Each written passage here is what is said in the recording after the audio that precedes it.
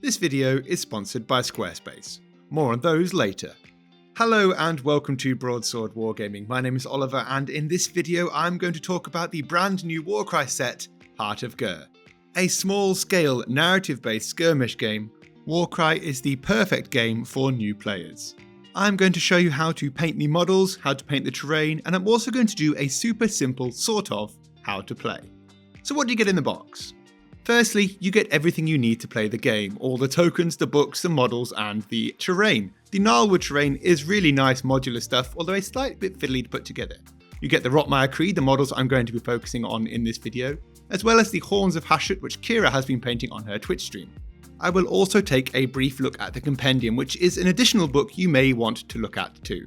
So let's get started. The models are on their sprues, you cut them off, follow the guides as per usual. Get yourself a nice pair of clippers, a mini little scalpely knife, and then a mold line remover if you fancy being extra fancy. They look pretty sweet when they're put together. They're not really my kettle of fish, not the kind of models I'd normally want to assemble, but if you like rotten moldy dudes, or just something quite fun to paint, these are a really nice palette cleanser. So get them all stuck together, get them done. Yes, they have stilts. They're not circus clowns, I don't think, but they do sit on little stilts, look, which is quite nice. Now I'm going to glue these to these bases, but I am going to clip them off and do something a little bit fancier with the bases later on.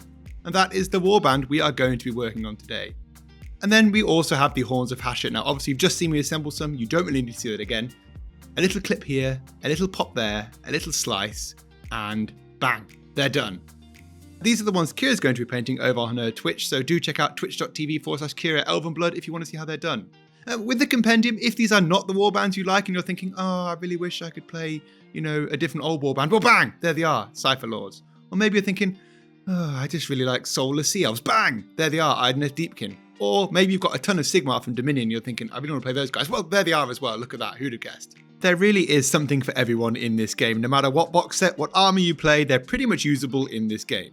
You can now see me struggling to put this terrain together. I've done a lot of buildings and a lot of modelling. And I was a little bit confused by some of the way these went together. But once they're done, they are a really nice set. You even get a big skull watchtower.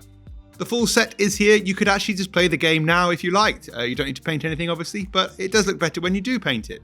If you follow the channel at all, you'll know I've recently fallen back in love with Games Workshop spray cans. This is the Mechanica Standard Grey, sprayed over the models at about 30 centimeters away in short bursts. Then, to save yourself cracking out an airbrush or a dry brush, just get the new white spray, spray it from above at about a 45-degree angle, and this gives you a really nice zenithal and gives you a nice base to start painting the rest of the models on from. To get the terrain done and keep it simple, I used a whole host of spray cans. If you pick a nice brown and do the trees that colour, then a bone and an off-whitey bone colour for the bamboo, you can do a lot of work with very little effort. Try and spray the deeper colours first, then use the spray cans and spray away from those colours until you build up some nice gradients. Now I did promise you a brief rules playthrough, and Warcry at its heart is a really simple game. Players take it in turns to activate one model chosen from their warband, so this is the entire warband you can choose from for the Rotmire Creed. Then you look at the stats for the character, so the circle in the top left gives you the move, the toughness and the amount of wounds that model has, and then the stats across the bottom give you the range, the amount of dice, the strength and the damage that weapon does. Players can do 2 actions per activation, so you could move and move, you could move and attack, you could attack and attack. To attack, you just compare the strength of a weapon against the toughness of the character you're hitting. Players can also fall back to get out of combat, and that really is the game.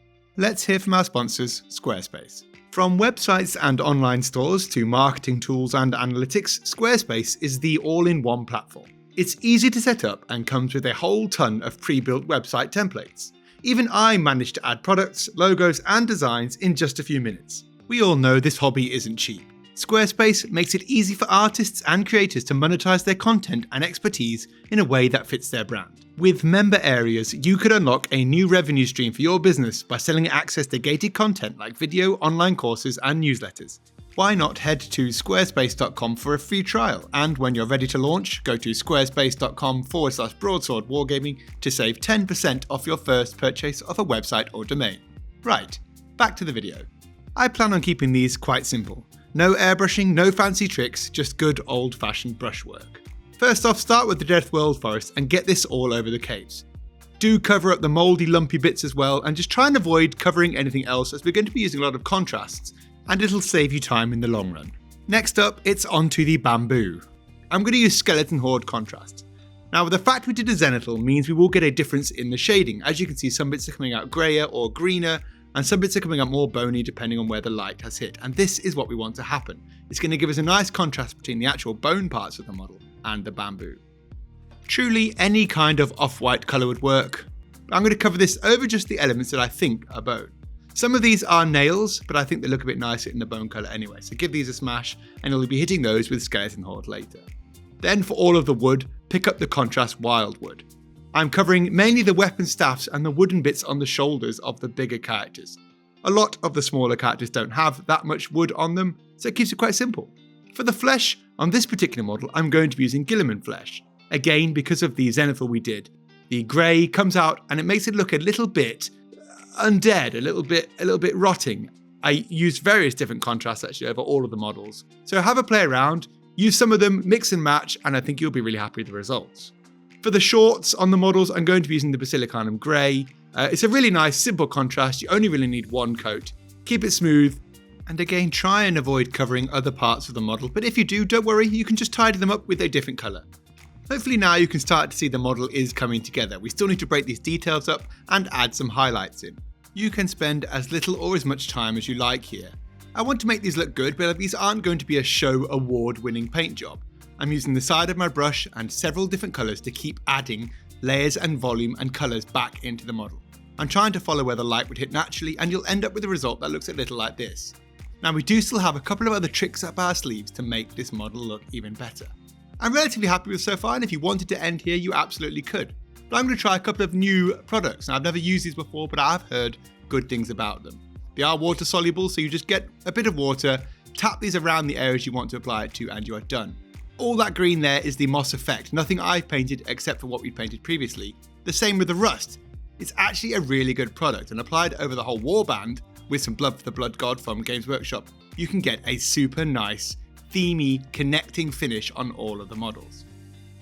Finally, it's on to my favourite part. It is the basing. I'm using fast dry basing glue and bark chunks from Geek Gaming Scenics, available from BROADSWORDWargaming.com in the links below, my website. Adding on a bit of the patchy plains and a couple of tufts, you get a really cool woodland looking base set. Now I'm going to be using the Green Stuff World mini tufts. These are tiny. I want to apply these to the models themselves. There are moulded on and painted lumps of, I guess, moss on the models, but I wanted to make them stand out a little bit more, so I decided it might be nice to try this, and ultimately I'm really happy with the result. I think the tufts on the models themselves look great. It's as if they've been stood around getting all rotten and mouldy and tufty, because that's kind of their thing, isn't it? So what do you think of Warcry? Let me know in the comments below, and I hope you've taken something from this video. If you enjoyed it, please remember to like, share, subscribe, and hit the alarm bell for more videos, and check out all the links below for various ways to support the channel. Thank you all of you, I'll catch you in the next video.